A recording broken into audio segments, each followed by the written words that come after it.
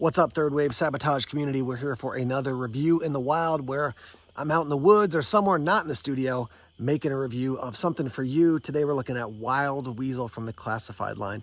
You can see it says HasLab there on the front. So obviously you had to get this with a HasLab or purchase it after the fact from somebody who bought it through the HasLab. You can't pick this guy up on the market like at, Amazon, Walmart, someplace like that.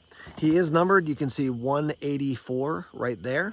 I have seen a bunch of people do unboxings of their entire Rattler with the actual plane and then with the different characters. I wanted to do this guy alone just because I know some people are more interested in him than in maybe the Rattler, or him than all the characters. So I wanted to do this guy just by himself. Wild Weasel, a great character. Now, somebody like Wild Weasel or Copperhead, these are pilots, but they are standalone characters. Like, they are not a troop builder for most people in their headcanon, compared to something like maybe the Hiss driver, right? You have a lot of different Hiss drivers, or the Stinger driver, a lot of different Stinger drivers. But this guy, Wild Weasel, individual character. Let's show you the box art real quick. On the back, you can see part of the Rattler, and you can put all the boxes together, I believe, to make like a bigger sort of montage of pictures. On this side, we've got some really nice art of Wild Weasel there. On this side, we have his qualifications or his abilities, and then another picture down there.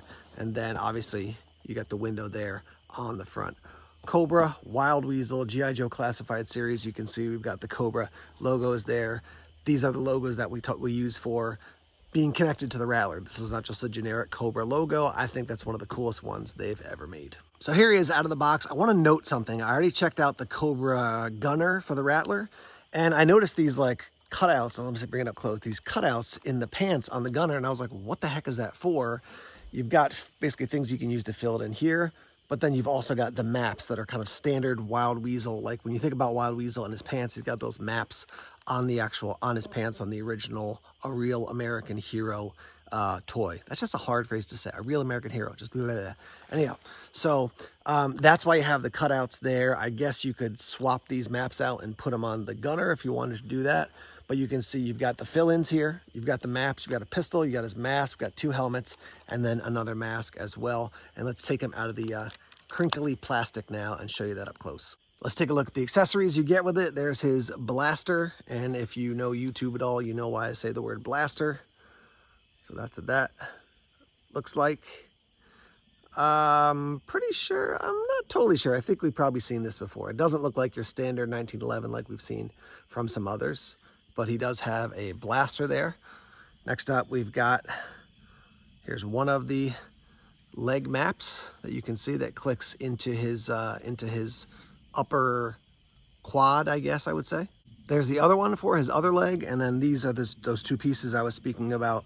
They're basically the two sort of like fill-in pieces if you don't want to have the maps there. So one for each leg. Be careful you don't lose these, because these are quite small and easy to lose. Now we've got two different helmets. Let me show you the full helmet first. So there's the full helmet. We got the visor on it. You can see what that looks like. Then you're going to attach the lower part of the mask. And that is definitely a softer plastic. I would say the helmet is harder, the lower part is softer. And then you've got the actual tube that's going to go right in the front here. And again, we'll put this all together so you can see it on Wild Weasel actually. And then this is going to connect to his body. So that's what it looks like when you have it all put together. Really cool looking.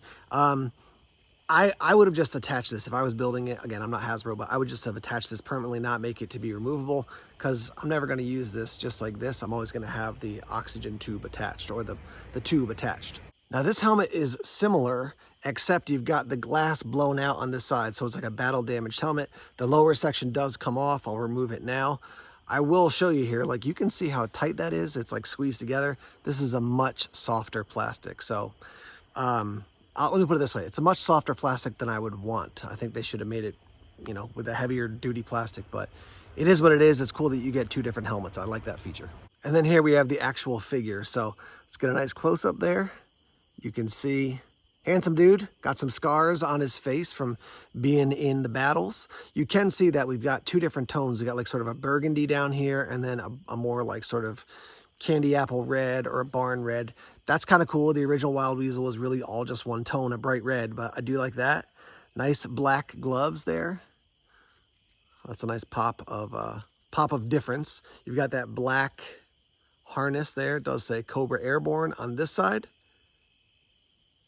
And then on this side, you can see we've got the Cobra Airborne emblem. Underneath on this side, you can see that little hole. That's where you're gonna put that little rectangle that comes off of the tube, and then this attaches to his side. We have a holster on this side. You can see when I show you from the back, it's already pinched shut quite a bit. And to me, that's fine. Actually, if it's tight, that's better for a holster as opposed to the gun constantly falling out. So I think that's nice. He does have that blue scarf there, which I think that's neat as well. A nice pop of color. Back is pretty bland, but totally appropriate. And some nice features down there. It looks like he's got some zippers, maybe, or some ties, maybe. It looks like zippers down there on the bottom of his pants.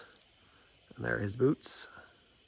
Now I'm about to put his map in. This is a little piece of G.I. Joe lore that I learned. If you look on the original Wild Weasel, and I will roll in a picture here, you can see that the map on one of his legs is the shape of Ohio. And the lore is that it's where Kenner was located when Wild Weasel was originally made for the original, for the A Real American Hero line.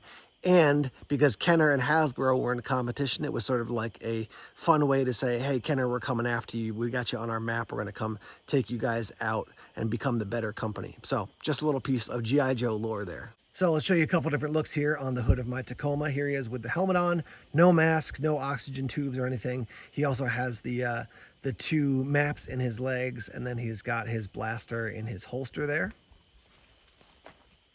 Here's the next look with his helmet. Here's the next look with the helmet, the mask on. We have the tube, and it goes running down into that pack that goes in his side. I've also got his blaster in his hand.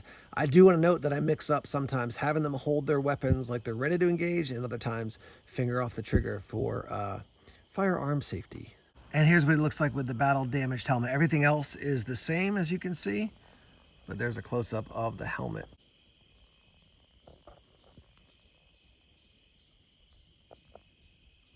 Now, when I first saw the battle damage helmet, I'm like, I probably won't use that. I will put him in the Rattler with the normal helmet on, which is true. But I do like the fact that they included it, because I think as far as like doing some photography, you know, the Rattler gets shot down, he's running away, maybe he runs into somebody, he's still got his helmet on, he hasn't taken it off fully yet. I do think that's kind of a cool option that they've given you. So Wild Weasel is a classic. The one downside to them doing him through a HasLab is that I know there's people out there that want Wild Weasel, but they don't want to spend the money on the Rattler. They don't have the room for it. They don't have the money. They don't have the space. Totally get that. I do hope that they make this type of figure in the retro line. We'll see. We'll see if that happens. Wild Weasel and Copperhead, two of my favorites all time, and they are pilots. I do like both of their vehicles.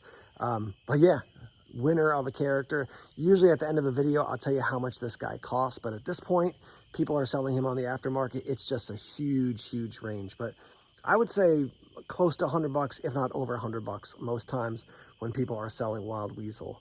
So let me hear your thoughts. Do you have the HasLab Rattler?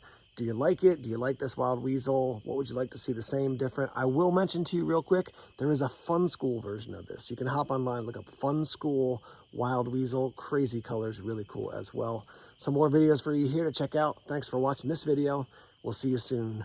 Cobra.